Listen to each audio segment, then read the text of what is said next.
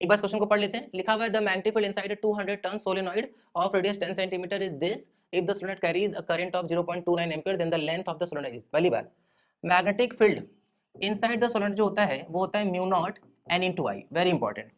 अब ये फॉर्मूला कब कब वैलिड है? जैसे मान लेते हैं कि हम लोगों के पास एक सोलेनॉइड है, हम लोग ये मान के चल रहे हैं कि इनफाइनाइट सोलेनॉइड है। कब होता है इनफाइनाइट सोलेनॉइड?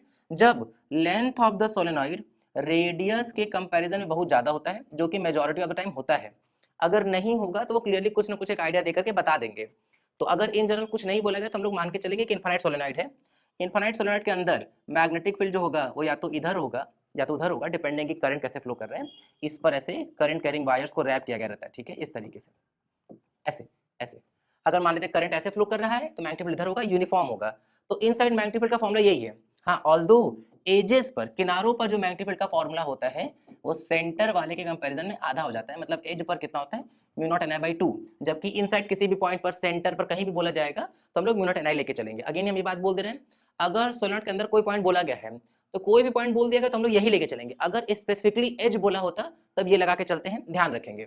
अब देखते हैं भाई, मैग्नेटिक फील्ड का वैल्यू दिया तो डेटा पुटिंग वाला खेल है, खेल लेते हैं फटाफट। 2.9 इंटू 10⁻⁴ म्यू नॉट की बात करें अगर तो म्यू नॉट का वैल्यू कितना होता है? 4 पाई। इस क्वेश्चन में दिया नहीं है और हम कई बार ये बात बता चुके हैं वीडियोस में कि भाई म्यू नॉट की वैल्यू हम लोगों को ख्याल रखनी है। कई सारे क्वेश्चन ऐसे हैं जो कि पास्ट ईयर मतलब इसमें आ चुके हैं शिफ्ट में, उसमें म्यू नॉट की वैल्यू दे रहे थे, लेकिन ये दिया हो ये जरूरी नहीं है, तो ध्यान रखना है भाई। सब कुछ हम लोग एमके सिस्टम में लेके चल रहे हैं ना। एन क्या है ध्यान रखेंगे। कई बार बच्चा याद रख लेता है कि सर ये नंबर ऑफ टर्न है, गलत है भाई। एन जो है वो number of turn per unit length है भाई, ठीक है ना। तो एकदम अच्छे से इस बात को हम लोग ध्यान रखेंगे। शुरुआत करते हैं, आगे बढ़ रहे हैं।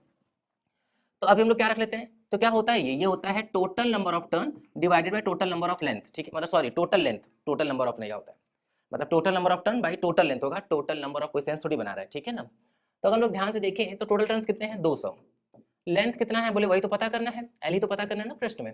और इनटू में करंट कितना फ्लो कर रहा है? करंट फ्लो कर रहा है 0.29। सबको उधर भगा दे रहे हैं, एल को उधर, बाकी सबको इधर ले आ रहे हैं।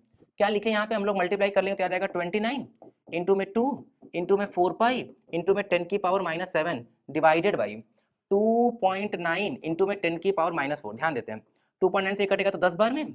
एल इज इक्वल टू क्या जाएगा? 4 2 8 पाई इंटू 10 और 10⁻⁻7 का मल्टीप्लाई करेंगे तो 10⁻6 बचा।